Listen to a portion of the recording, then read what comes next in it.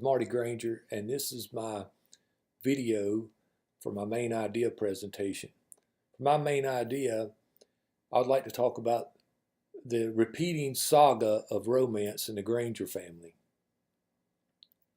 We'll start this story in 1920 when Robert M. Thompson, who was from Virginia, sold over his family farm to his two younger brothers because he was trying to keep them out of prison for moonshining.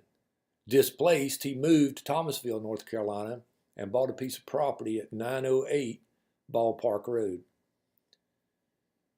You fast forward about 30 years, and there was another man in 1958 in Horry County, South Carolina, who sold his family farm and loaded up his wife and his son and his daughter and moved to Thomasville, North Carolina, to 901 Ballpark Road.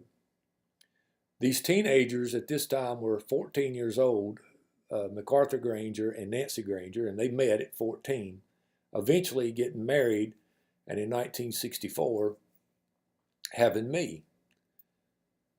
In 1974, they moved to a place called Kenwood. They stayed in Kenwood for several years. Now you move to this other young lady, and her name was Anita Plumley. And she was born in Greer, South Carolina, which is up towards the mountains.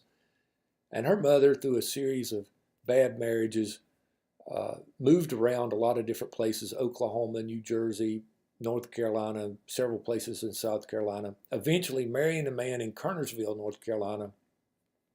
And once they were married, they moved to a place, you guessed it, Kenwood Village, and that was in 1977.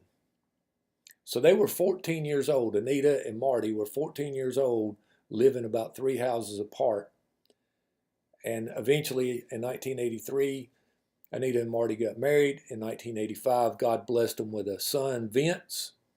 And then in 1999, Vince, at 14 years old, he meets a young lady at church, and they were sweethearts, and through different things that happened, eventually they ended up getting married, and now they have 3 children.